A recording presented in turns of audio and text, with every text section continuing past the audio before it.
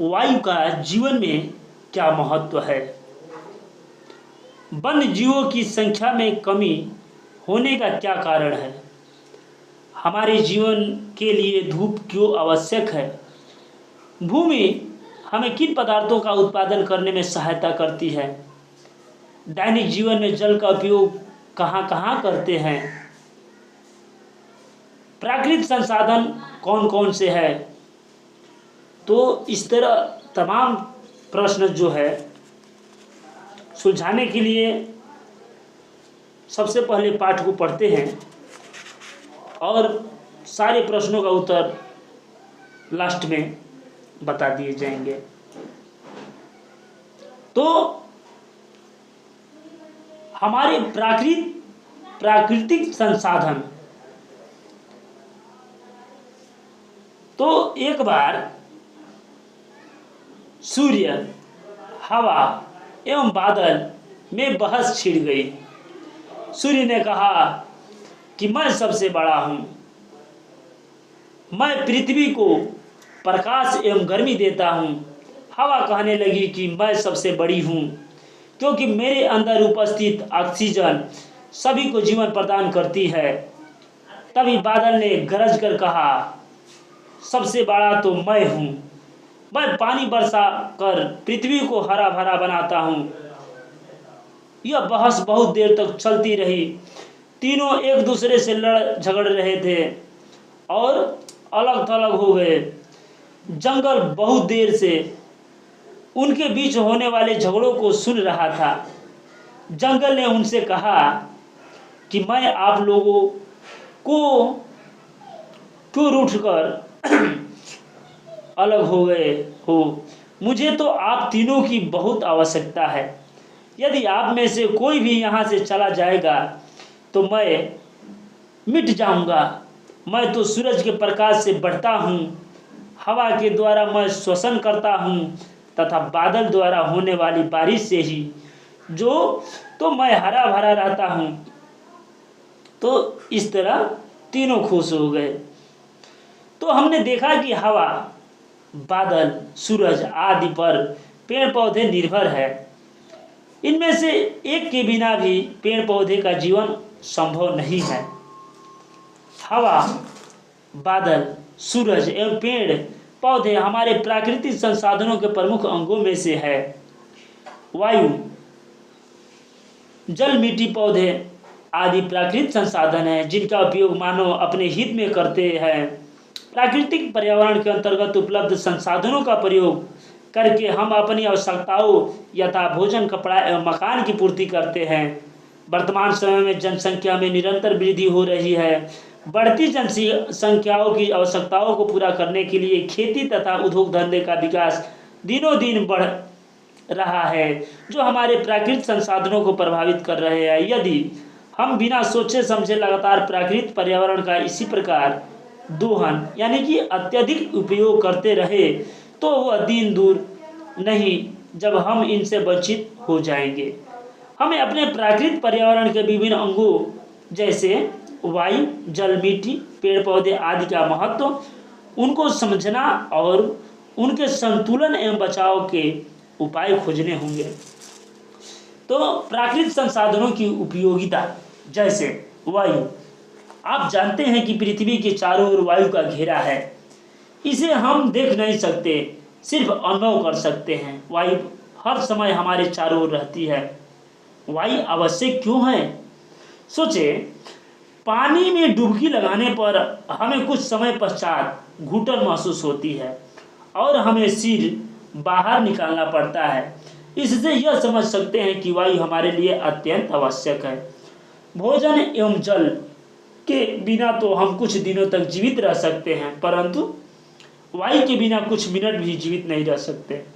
वायु हमारे जीवन के लिए इतनी महत्वपूर्ण है कि वायु को शुद्ध रखने की ओर हमारा ध्यान नहीं जाता। हमारे प्रतिदिन के क्रियाकलापों से वायु दूषित होती जा रही है, जिसके लिए हम स्वयं जिम्मेदार हैं। वायु प्रदूषण के मुख्य कारक निम्नलिखित हैं: पेड़ पौधों की अनाधुंध कटाई, जनसंख्या में निरंतर वृद्धि, वृक्षारोपण में कमी, ईंधन का अधिक मात्रा में दहन उद्योग धंधों की संख्या में वृद्धि, वाहनों के प्रयोग का बढ़ना, कारखानों द्वारा विषैले पदार्थ युक्त गैसों का वायु में मिलना, धूम्रपान, महानगरों की संख्या में वृद्धि, रसायनों का प्रयोग हो, तो वायुमंडल में पाए जाने वाली गैसों का अनुपात लगभग निश्चित है। इसमें सीमित मात्रा में हानिकारक गैस भी सम्मिलित होती है, परंतु अब अनेक कारखानों एवं उद्योग द्वारा विशाल मात्रा में विषैले पदार्थ युक्त गैसीय अपशिष्टों का लगातार वायु में विसर्जन किया जा रहा है। यही नहीं, घरों में इस्तेमाल होने वाले ईंधन तथा वाहनों द्वारा भी वायु में हानिकारक पदार्थ मुक्त किए जाते हैं। इसका परिणाम यह हुआ है कि वायु में हानिकारक पदार्थों की मात्रा बढ़ती जा रही है, वायु का प्रदूषण हो रहा है। प्रदूषित वायु में श्वास लेने से हमारे स्वास्थ्य पर बुरा प्रभाव पड़ता है। हम श्वास संबंधी अनेक रोगों से पीड़ित हो सकते हैं। जैसे वायु प्रदूषण को कैसे रोकें? वायु प्रदूषण को रोकने के लिए कुछ उपाय है। वायु प्रदूषण रोकने का सबसे अच्छा तरीका अधिक से अधिक वृक्ष लगाना है। हमारे वातावरण में के आसपास जितने अधिक पेड़ पौधे होंगे, वायु उतनी ही अधिक शुद्ध मिलेगी और होगी। यदि हमें परिवेश को स्वच्छ एवं शुद्ध रखना है तो कल कारखानों को शहर से दूर स्थापित करना होगा। कारखानों की चिमनियों में ऐसे फिल्टर लगवाने पर जोर देना होगा जो उनके धुएं में से हानिकारक पदार्थों को हटा सके। निजी वाहनों के जरिए सार्वजनिक वाहनों के उपयोग को बढ़ावा देना, तो वाहनों का उचित रख रखाव किया जाए तथा उनमें जहां तक संभव हो सीएनजी गैस का प्रयोग किया जाए। इन्हें भी जान लेते हैं कि सीएनजी गैस का क्या है। तो कंप्रेस्ड नेचुरल गैस सीएनजी एक उन्नत ईंधन के है जिसका उपयोग वाहनों तथा उद्योगों में किया जाता है। सीएनजी नेचुरल गैस अथवा प्राकृतिक गैस को उच्च दाब पर संपीड़ित करने पर प्राप्त होती है। उच्च दाब पर इसका आयतन बहुत कम हो जाता है, जिससे इसे पाइप द्वारा इसके स्रोत में दूर दूर तक कम खर्चे पर पहुंचाया जा सकता है। नेचुरल गैस वास्तव में मीथेन तथा कुछ अन्य गैसों का मिश्रण है। यह भूगर्भ में स्थित तेल कुओं में पेट्रोलियम के साथ पाई जाती है। कुछ तेल कुओं में केवल नेचुरल गैस ही पाई जाती है। नेचुरल गैस को जलाए जाने पर मुख्यतः कार्बन डाइऑक्साइड तथा जल वाष्प बनते हैं, जबकि पेट्रोल तथा डीजल को जलाने में इन गैसों के अलावा सल्फर डाइऑक्साइड तथा नाइट्रोजन के ऑक्साइड भी उत्पन्न होते हैं। इस प्रकार सीएनजी एक प्रदूषण रहित ईंधन मानी जाती है, क्योंकि पेट्रोल तथा डीजल की तुलना में इसका उपयोग में बहुत कम प्रदूषण होता है। सीएनजी अधिक ऊर्जा प्रदान करने वाला ईंधन होने के कारण वाहनों तथा उद्योगों के लिए एक श्रेष्ठ ईंधन है। वन संरक्षण नियम। वायु की शुद्धता के लिए वनों का होना अत्यंत आवश्यक है। वनों की रक्षा हेतु राष्ट्रीय वन नीति एवं वन संरक्षण कानून बनाए गए हैं, जिसके अंतर्गत वृक्षों को काटने, पशुओं को वन में चराने एवं वन में आग जलाने पर दंड का प्रावधान किया गया है। जल ही जीवन है। हम जल के बिना जीवन की कल्पना भी नहीं कर सकते हैं। हमारे शरीर में लगभग 70% भाग पानी का होता है। जल शरीर के रक्त को तरल बनाता है, जिससे रक्त का प्रवाह सरलता से होता है। खाना पचाने, अनावश्यक पदार्थों को पसीना, मलमूत्र आदि के रूप में शरीर से बाहर निकालने में पानी सहायक होता है। सोचो, यदि हमारे पास खाने का सामान 10 दिन के लिए है, उसे हम 5 दिन में ही खर्च कर दे तो शेष 5 दिन में हम क्या खाएंगे? इसी प्रकार उपयोग किए जाने योग्य जल भी सीमित है। यदि हम उसे अनावश्यक रूप से खर्च करेंगे तो जल्द ही हमें पानी की समस्याओं का सामना करना पड़ेगा। आइए विचार करें कि हम अपने दैनिक जीवन में जल का दुरुपयोग कहाँ कहाँ करते हैं। घर एवं सार्वजनिक स्थानों पर नल के खराब होने पर पानी का लगातार बहता रहना, घर के दैनिक कार्यों जैसे नहाने, कपड़े धोने आदि में आवश्यकता से अधिक जल को खर्च करना, विद्यालयों में पानी का प्रयोग करके नल को खुला छोड़ देना। आइए एक प्रयोग देखते हैं कि विद्यालय या घर में किसी ऐसे नल के नीचे बाल्टी रखे जिससे एक एक बूंद पानी गिर रहा हो। नल के नीचे बाल्टी रखने पर आप देखेंगे कि कुछ देर बाद बाल्टी भर जाती है। सोचो, यदि आसपास के कई नल खराब होंगे तो कितनी बाल्टियां उससे भर सकती है। प्रायः हम सोचते हैं कि नल से एक एक बूंद पानी ही तो टपक रहा है। हम इस बात की परवाह नहीं करते हैं कि इसी प्रकार पूरे देश में यदि कई नल खराब होंगे तो उनसे कितना अधिक पानी अनावश्यक रूप से बहकर बर्बाद हो जाएगा। जल का संरक्षण। जल के दुरुपयोग को रोकने हेतु हम निम्नलिखित उपाय कर सकते हैं। आसपास के खराब नलों को ठीक कराने हेतु अपने अभिभावकों से चर्चा कर सकते हैं। दैनिक कार्यों में आवश्यकता से अधिक पानी का प्रयोग न करें। पानी के प्रयोग किए जाने के बाद नल को ठीक प्रकार से बंद करें। भूमि, वायु एवं जल की तरह भूमि भी हमारे जीवन का आधार है। भूमि ही है जो हमें फल, अन्न, सब्जियां, औषधियां, इमारती लकड़ी प्रदान करने वाले पौधे एवं वृक्षों को जीवन का आधार देती है। जल तथा खनिजों का भंडार भी भूमि करती है। आज से कुछ दशक पहले तक पृथ्वी पर अधिक हरियाली थी। चारों ओर हरे भरे जंगल थे जिनमें बड़ी संख्या में जंगली जीव जंतु वास करते थे। आज वनों में वन जंतुओं की संख्या कम हो गई है। क्यों? अनेक जीवों का अनाधुन शिकार करने से इनकी संख्या घटकर कम हो गई है। वनों की कटाई से भी वन्य जंतुओं के रहने का स्थान न होने के कारण उनकी संख्या में कमी हो रही है।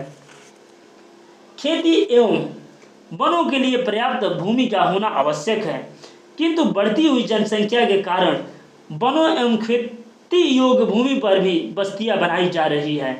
हमने अपने तत्कालिक लाभ के लिए वनों का भी बड़ी संख्या में विनाश किया है, जिससे भूमि के कटाव संबंधित एवं उर्वरा शक्ति में कमी जैसी समस्या उत्पन्न हो रही है। भूमि की सुरक्षा। भूमि की सुरक्षा हम निम्नलिखित तरीके से भी कर सकते हैं। भूमि के बचाव हेतु पेड़ पौधे की कटाई पर रोक लगाई जाए। भूमि की उर्वरता शक्ति बढ़ाने हेतु प्रतिवर्ष एक फसल फलीदार सब्जियों जैसे मटर, सेम आदि की लगाई जाए, क्योंकि फलीदार सब्जियों की जड़ों में जो गांठें पाई जाती है वह भूमि की उर्वरता शक्ति को बढ़ाती है। स्कूलों एवं घरों के आसपास विभिन्न प्रकार के पेड़ पौधे लगाए जाए। सूर्य। सूर्य भी प्राकृतिक संसाधनों में से एक है। सूर्य से हमें गर्मी मिलती है। सूर्य हमारे दैनिक जीवन में बहुत आवश्यक है। जैसे पृथ्वी में समस्त जीवन का आधार सूर्य ही है। समुद्र तथा अन्य जल स्रोतों में से पानी को वाष्पित करने में, जिससे वर्षा अथवा हिमपात द्वारा पानी का चक्रवण हो सके। वायुमंडल में वायु प्रवाह बनाए रखने में, जलवायु को नियंत्रित करने में, पौधे को भोजन बनाने के लिए ऊर्जा प्रदान करने में, घर में नमी सीलन को दूर करने तथा कपड़े सुखाने में हमारा शरीर सूर्य के प्रकाश से विटामिन डी बनाता है, जो हमारी हड्डियों को मजबूत रखने के लिए आवश्यक है। अचार बनाने तथा अनाज को सुरक्षित रखने में सूर्य की किरणें आती है। इस प्रकार हमने जाना कि मानव जीवन में पेड़ पौधे एवं जीव जंतुओं के विकास में प्रकृति प्रदत्त संसाधन किस प्रकार महत्वपूर्ण हैं। सभी एक दूसरे पर निर्भर है, लेकिन ये तभी तक हमारे लिए लाभकारी होंगे जब तक हम इनके संरक्षण के लिए निरंतर जागरूक होंगे तथा उचित उपाय करते रहेंगे। आगे है अभ्यास। तो अभ्यास में पहला प्रश्न है कि प्राकृतिक संसाधन कौन कौन से है, वे हमारे लिए किस प्रकार उपयोगी है। तो प्राकृतिक संसाधन हम हवा, बादल, सूरज एवं पेड़ पौधे हमारे प्राकृतिक संसाधनों के प्रमुख अंग है।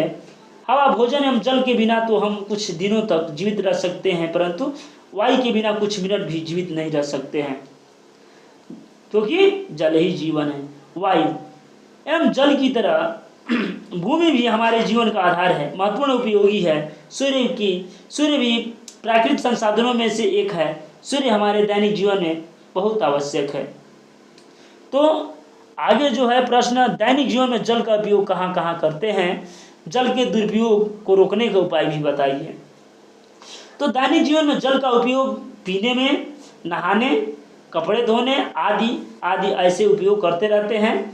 जल के दुरुपयोग को रोकने के लिए निम्न उपाय भी कर सकते हैं, जैसे आसपास के खराब नलों को ठीक करते रहें और दैनिक कार्यों में आवश्यकता से अधिक पानी का प्रयोग न करें। पानी के प्रयोग किए जाने के बाद ये रख रखाव ठीक से करे, बंद भी कर दे।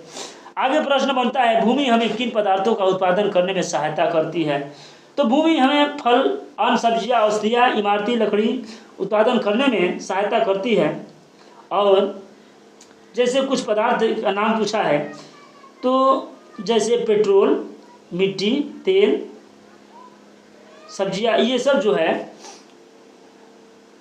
सहायक है। आगे प्रश्न है कि हमारे जीवन के लिए धूप क्यों आवश्यक है? तो हमारे जीवन के लिए धूप आवश्यक है कि सूर्य प्रकाश से विटामिन डी बनता है, जो हमारी हड्डियों को मजबूत रखने के लिए आवश्यक है। इस तरह जलवायु को नियंत्रित करने में और घर में नमी सीलन को दूर करने तथा कपड़े सुखाने में भी इस तरह के धूप हमारे लिए बहुत आवश्यक हो जाती है। आगे प्रश्न है कि वन जीवों की संख्या में कमी होने का क्या कारण है? तो वन जीवों की संख्या में कमी होने का निम्नलिखित कारण है, जैसे वृक्षों को काटना, वन में आग लगाना, जिस कारण अनगिनत जीव जल कर मर जाते हैं। इस तरह वन जीवों के में कमी होती जा रही है। इसको बचाने के लिए वन संरक्षण कानून दंड का प्रावधान भी किया गया है। आगे प्रश्न है कि वायु का जीवन में क्या महत्व है? तो वायु का जीवन में महत्व है, सोचो, पानी में डुबकी लगाने पर हमें कुछ समय पश्चात घुटन महसूस होती है और हम सिर बाहर निकाल लेते हैं। इसलिए वायु हमारे लिए अत्यंत आवश्यक है। वायु के बिना कुछ मिनट भी जीवित नहीं रह सकते हैं। आगे प्रश्न है कि जंगल ने सूरज, हवा और बादल से क्या कहा? तो जंगल ने कहा, मैं तो सूरज के प्रकाश से बढ़ता हूँ और हवा के द्वारा मैं श्वसन करता हूँ, बादल द्वारा होने वाली बारिश से ही तो मैं हरा भरा रहता हूँ। तो इस तरह का वो उन्होंने कहा। आगे प्रश्न है कि रिक्त स्थानों की पूर्ति कीजिए। सूर्य की प्रकाश की उपस्थिति में हमारा शरीर विटामिन डी बनाता है, तो इसमें डी भरा जाएगा। ख, वायु शुद्ध करने का सबसे अच्छा तरीका है पेड़ पौधे लगाना है। ग, भूमि से फल फूल एवं खनिज प्राप्त होते हैं, तो यही भरा जाएगा। आगे ग, वाहनों में सीएनजी इसमें भरा जाएगा। सीएनजी गैस प्रयोग करने से वायु प्रदूषण नियंत्रित किया जा सकता है। आगे प्रश्न है कि सही कथनों के सामने सही, गलत के सामने गलत। तो वातावरण को शुद्ध रखने के लिए कल कारखानों को शहर से दूर लगाना चाहिए, तो सही। वनों की रक्षा हेतु राष्ट्रीय वन नीति एवं वन संरक्षण कानून बनाए गए हैं, तो सही।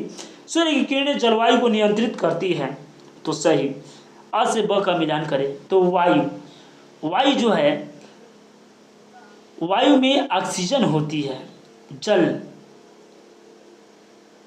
तो जल से हमारे शरीर का 70% भाग बना है।